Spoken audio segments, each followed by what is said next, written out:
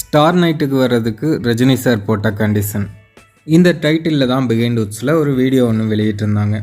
தலைவர் ரஜினிகாந்த் அவர்களை பற்றி தெரியாதவர்கள் என்ன நினைப்பாங்க அப்படின்னா, ஸ்டார் நைட்டுக்கு வர்றதுக்கு இவர் அதையும் சொல்லி எனக்கு அது வேணும் இது வேணும்னு கண்டிஷன் போட்டிருப்பார் போல் அப்படின்னு நினைப்பாங்க. பட் தலைவரை பற்றி தெரிஞ்சவங்களுக்கு நல்லாவே தெரியும். அவர் போட்ட கண்டிஷன் என்ன அப்படின்னு தெரிஞ்சாலே போதும், இதனால தான் இவரை உலகமே கொண்டாடுது அப்படின்னு எல்லோரும் புரிஞ்சுப்பாங்க.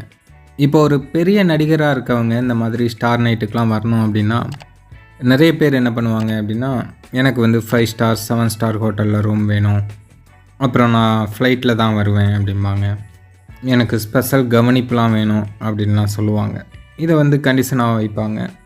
ஆனால் தலைவரை பொறுத்தவரையும் அவர் என்ன கண்டிஷன் வச்சுருக்காரு அப்படின்னு கேட்டால் இப்போ உள்ள 2K கிட்ஸு ஷாக் ஆயிடுவாங்க.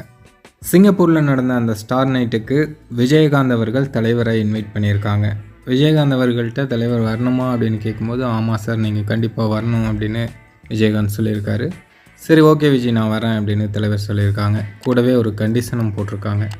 என்ன அப்படின்னா, எல்லாரும் எதில் வர்றாங்களோ அதில் தான் நானும் வருவேன், அதே போல் எல்லாரும் எந்த ரூமில் தங்குறாங்களோ அதே போல் ரூம் தான் எனக்கும் வேணும், நீங்கள் எனக்காக எந்த விஷயமும் ஸ்பெஷலாக பண்ணக்கூடாது, அப்படி ஏதாவது பண்ணிங்கன்னா நான் உடனே கிளம்பி வந்துகிட்டே இருப்பேன் அப்படின்னு தலைவர் கண்டிஷன் போட்டிருக்காரு. எனக்குன்னு எந்த விதமான ஸ்பெஷலிட்டியும் பண்ணக்கூடாது, ஸ்ட்ரிக்டாக ஒரு கண்டிஷன். ஆமாம், எல்லாரும் எதில் வராங்களோ அதில் தான் வருவேன், எல்லாரும் எங்கே தங்குறாங்களோ அந்த மாதிரி ரூமில் தான் தங்குவேன். அப்புறம் விஜயகாந்த் ஓகே சார் பண்ணிக்கலாம், நீங்கள் சொல்கிற மாதிரியே பண்ணிக்கலாம் அப்படின்னு சொல்லியிருக்காங்க. இந்த மாதிரி யாருங்க சொல்லுவாங்க? அதனால தான் அவரை தலைவர் அப்படின்னு நம்மெல்லாம் கொண்டாடுறோம்.